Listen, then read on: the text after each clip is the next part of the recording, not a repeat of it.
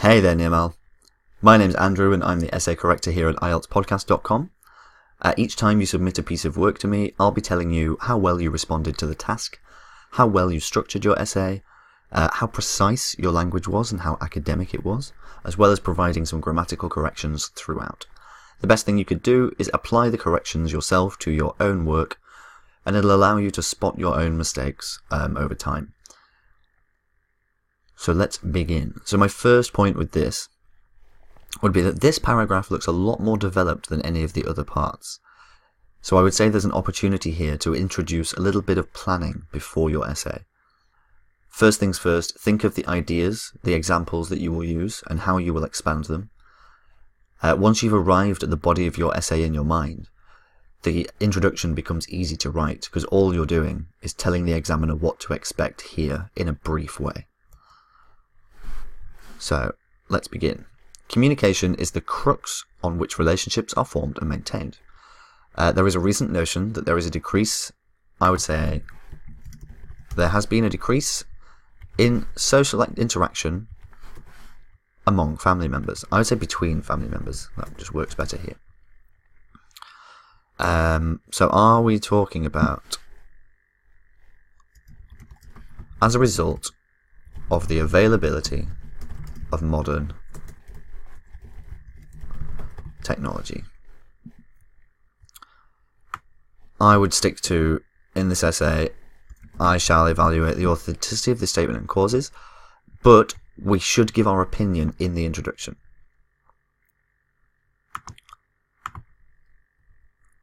So, personally, I do agree that communication has been negatively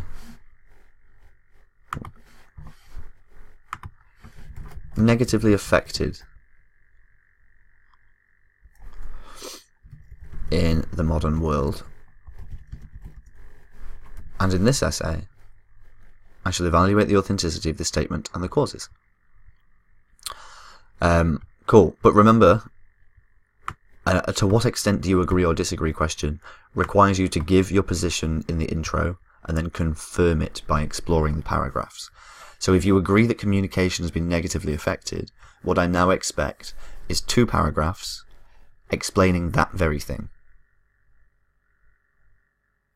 Because I can see here that you've provided a very, very brief paragraph explaining the counter-argument.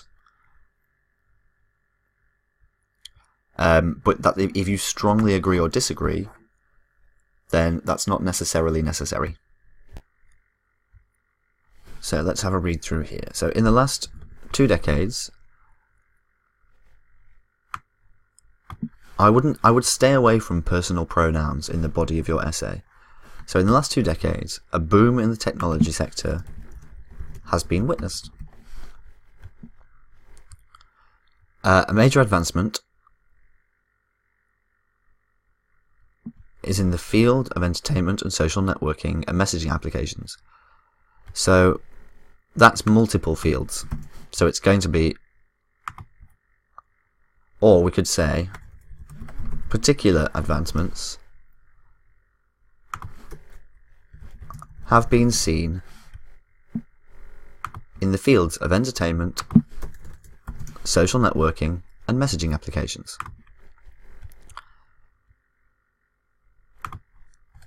With the invention of television and internet, youth, as well as old people,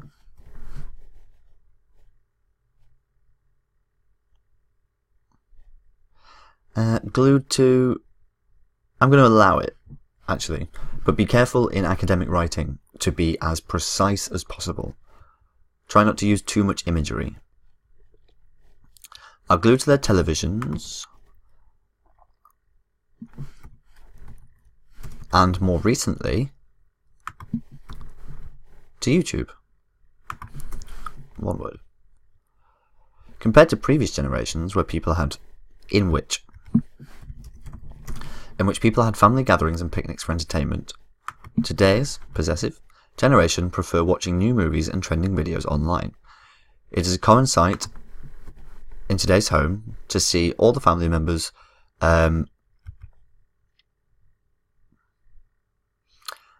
I don't want to use it twice in one paragraph.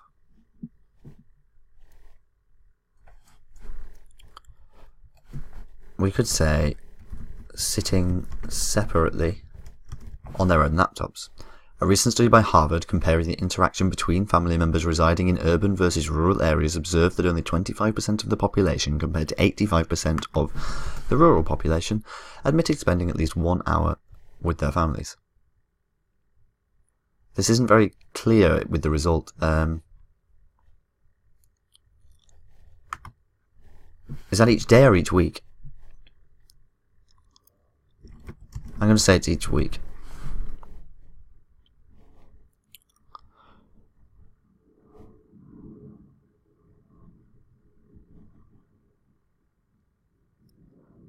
"25% of the urban population and 85% of the rural population reported spending at least 1 hour a week, 1 hour with their families each week. On the other hand, technology has also brought family members closer. This is especially true among distant relatives. We don't need that. For example, a youth who has recently moved out to a different city for college will communicate only occasionally with his family members. Don't start sentences with conjunctions. But now, due to Skype or WhatsApp, they can speak to their loved ones. Actually, it is at the click of a button. I do agree that family interaction has decreased, especially in urban areas due to the fast lifestyle and advancement of technologies. To conclude, this paragraph here, one, needs to be more fully developed, but two, it's not strictly necessary if you decide that you strongly agree. If you strongly agree with the point, give 2 arguments in favour. If you strongly disagree, give 2 arguments in opposition. But make sure that they are balanced and evenly developed. And this, I think this is where planning could help you. But let's move on to your next piece. So specifically with this question, we must concentrate on skills and imagination being better developed by doing enjoyable activities with children over reading. So there's a lot to feature here. We're specifically talking about things we can do with children, and we're talking only about skills and imagination in comparison to reading. It is also a to what extent do you agree or disagree question. So, skills and imagination are 2 qualities of the human mind that can develop with practice. Now, I correct for British English, so the verb in British English is with an S. It is widely known that reading greatly strengthens one's imagination and language skill sets.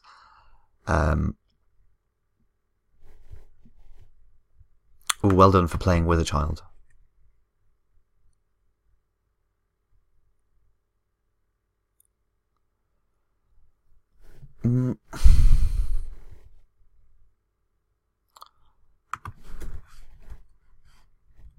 Just so that we can use the plural here, them, instead of him or her.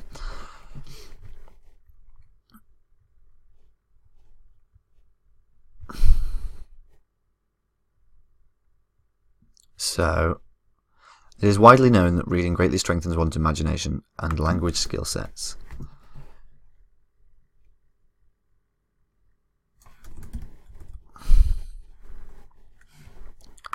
We need to give your opinion, that's all. So playing with children helps them better than reading for developing skills and imagination. But personally, I believe that reading is irreplaceable for this purpose.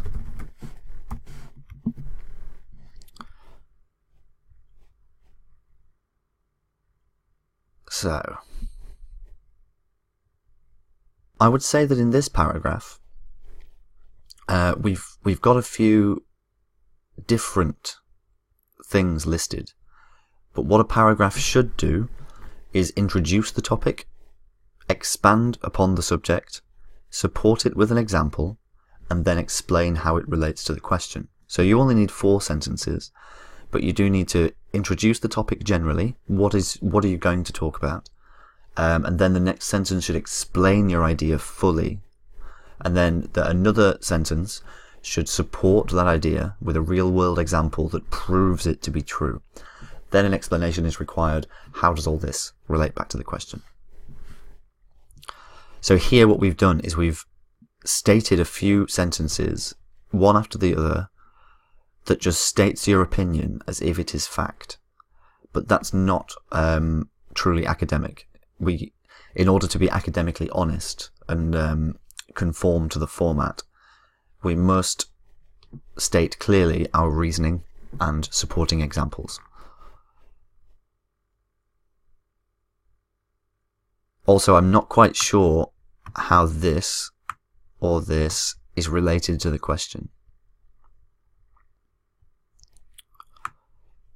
So, if we just delete this and say, making up bedtime stories for children, as opposed to reading them from books, can sometimes challenge our capacity for imagination. There, we're talking about children, and you've already mentioned it specifically.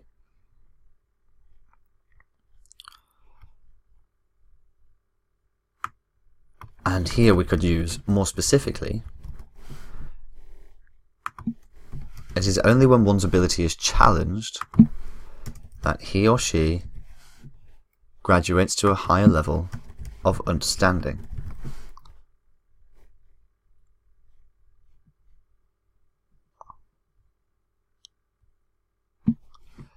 I would say here, for instance, it has been shown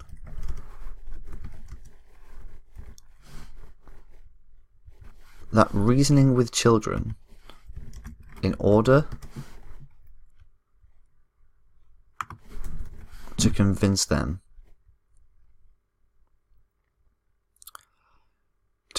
out of buying expensive toys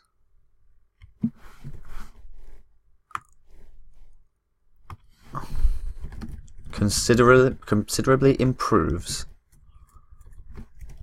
their bargaining skills. But now we have a danger that this is not related to this. So our paragraphs need to be consistent. They need to all be talking about the same thing.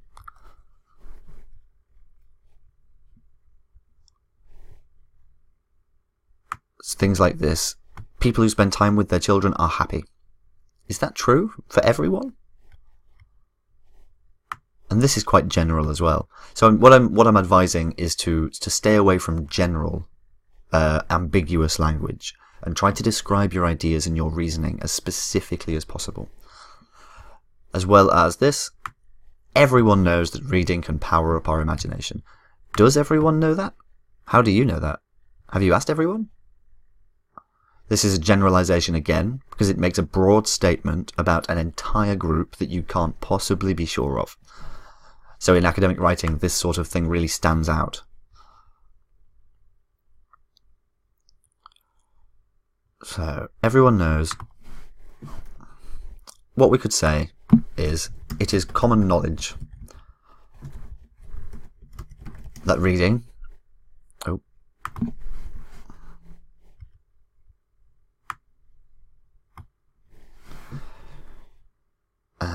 can benefit our imagination. It has been scientifically proven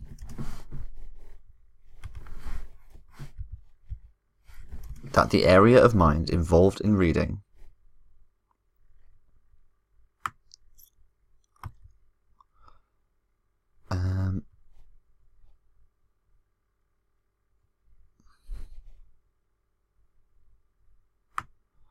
what we could say, which is the hub of imagination in the human mind. I'm trying to remove all of these personal pronouns. I want to depersonalize your essay. Personalization, talking about we, us, our, you, your. It's a style of writing employed in articles, in newspapers and magazines. It's certainly not for academic writing. Reading helps in building up one's vocabulary, and this will go a long way in enhancing our language skills. This seems related, so we could just use a semicolon. A semicolon separates two full sentences that are related to one another.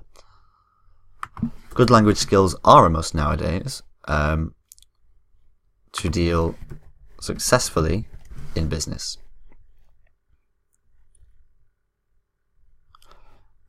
Besides, reading, don't use like to give examples. Like is for analogies.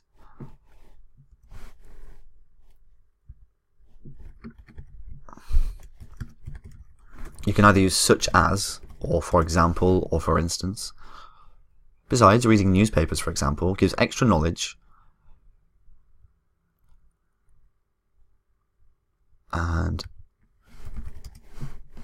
it's better to say, when we're talking about another person, it's better to talk about them making a decision than taking a decision.